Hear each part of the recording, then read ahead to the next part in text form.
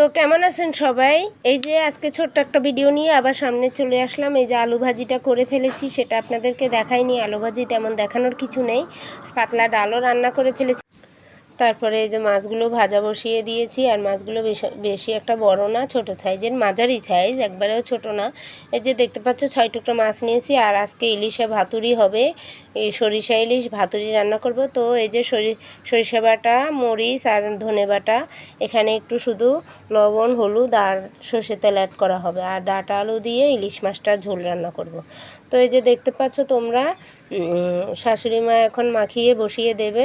আর এর আগে একটা ভিডিও দিয়েছিলাম এই সরিষা ভাতুরির, কিন্তু এক দিদি কমেন্ট করেছে তোমরা এভাবে কাঁচা মাছটা কিভাবে ভাতের মধ্যে দিয়ে খাও।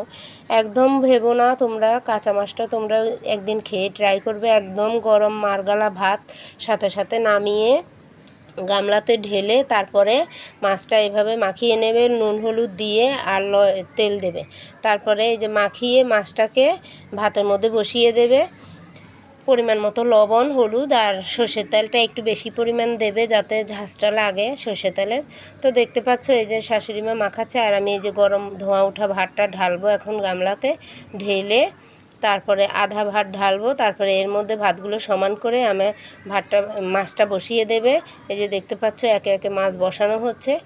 আর এই ভাতুরিটা গরম গরম ভাত দিয়ে খেতে এত ভালো লাগে। এর উপরে আবার ভাত দেওয়া হবে, ভাত দিয়ে আবার ঢেকে দেওয়া হবে। আর পাতিলের উপরে ভাতগুলো বসিয়ে তারপর তাওয়া বসিয়ে চুলায় ডিম করে রেখে দেব। যেভাবে পোলাও বসাও ঠিক ওইভাবে আর কি। তবে এটা আর কি তোমরা মাংসটা রান্না করে যেরকম বিরিয়ানি রান্না করো সেরকমই, কিন্তু এটা মাছটা অত রান্না করা লাগে না, অল্পতেই হয়ে যায়। তো দেখতে পাচ্ছ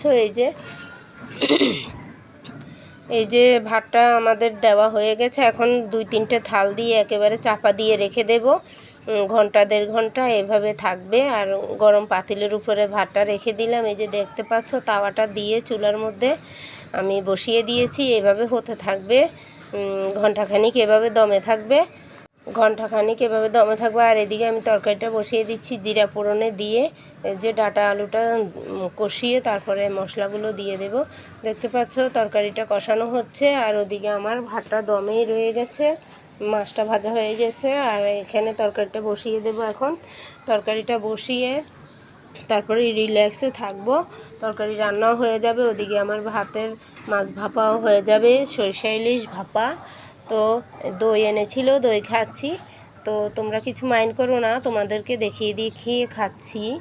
আর এদিকে দেখছো আমার তরকারিটা কষানো হয়ে গেছে। এখন আমি জল দিয়ে দিলাম, জলটা দিয়ে এখন ঢাকা দিয়ে রেখে দেব, তারপরে মাছটা দেব। তারপরে এই যে দেখতে পাচ্ছ আমি মাছগুলো দিয়ে দিয়েছি, এখন ঢাকা দিয়ে রেখেছি অনেকক্ষণ, প্রায় 15 মিনিট পরে আসলাম। আর এদিকে শাশুড়ি মা ইলিশ মাছ খায় না, তার জন্য একটা রুই মাছ ভুনা করলাম। আর ওদিকে আমার মাছের ভাপাটা হয়ে গেছে, সরিষা ইলিশ ভাপা, সেটা নামিয়ে নিয়েছি। আর এদিকে আমার তরকারিটাও হয়ে গেছে। তো দেখতে পাচ্ছ বন্ধুরা হয়ে গেছে। এখন একটু এই যে তরকারিটাও হয়ে গেল, একটা মাছ রুই মাছ ভুনা করেছি সেটাও হয়ে গেল। তো এখন আমাদের তরকারি নামিয়ে দেব, সামান্য জিরার গুঁড়ো দিয়ে তরকারি নামিয়ে নিয়ে তারপরে একটু থাকবো রিল্যাক্সে, কতক্ষণ পরে খাবার দাবার নিয়ে রেডি হব। তো তোমাদের সাথে আবার সেটাও শেয়ার করবো। এই যে দেখতে পাচ্ছ আমাদের মাছ ভাপা হয়ে গেছে, দেখো তো কেমন হয়েছে। আজকে তোমাদেরকে মাছটাই আমি দেখাবো, যে অনেকেই ভাবতে পারো যে সেদ্ধ হয় না, এই দেখো মাছটা কেমনভাবে সেদ্ধ হয়েছে। মাছটা যদি সেদ্ধ নাই হতো হাতে আসতো না, এভাবে বলো কিভাবে কাঁটাগুলো দেখা যাচ্ছে, মাছটা কি সুন্দর দেখা যাচ্ছে। আর এই যে সরিষার মশলাটা, এইটা দিয়ে ভাত খেতে একেবারে অসাধারণ লাগে। যাদের ঠান্ডা হয়ে গেছে তারা তো খেলে একেবারে সাথে সাথে ঠান্ডা ভালো হয়ে যাবে। আর এটা আমাদের দুজনের জন্য, হাজব্যান্ড ওয়াইফ। এটা ছেলেকে খাইয়ে দিচ্ছি, ছেলে তো কাঁটা বেছে খেতে পারে না, ছোট মানুষ, তার জন্য ছেলেকে খাইয়ে দিচ্ছি। আর দেখো আমার হাতটা কেমন তেলতেলে হয়ে গেছে। আর এই মাছটা অসাধারণ স্বাদের ছিল। এর আগে একদিন বড় মাছ এনেছিল, সেদিন বড় মাছ দিয়ে ভিডিও করেছিলাম, কিন্তু ওই মাছটার পেটে ডিম ছিল, তার জন্য ভাতুরিটা ভালো লাগেনি, মাছটা একদম খোলা ছিল। আর আজকের মাছটা ভীষণ সুস্বাদু, মাছটা একটু ছোট হলো, খুবই তেল ছিল।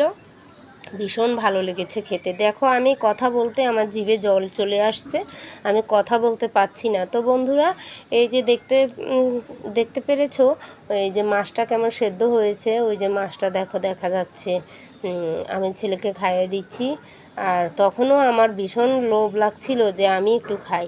তো ছেলে তো সবটা খেতে পারেনি, আমি এখান থেকে একটু কাটাকুটা খেয়ে নিয়েছি। তোমরা বলতে পারো ছোচা কোথাকার জেনি একটা, যাই বলো বন্ধুরা, ভীষণ মজাদার হয়েছে। তোমরা একদিন খেয়ে ট্রাই করে দেখতে পারো।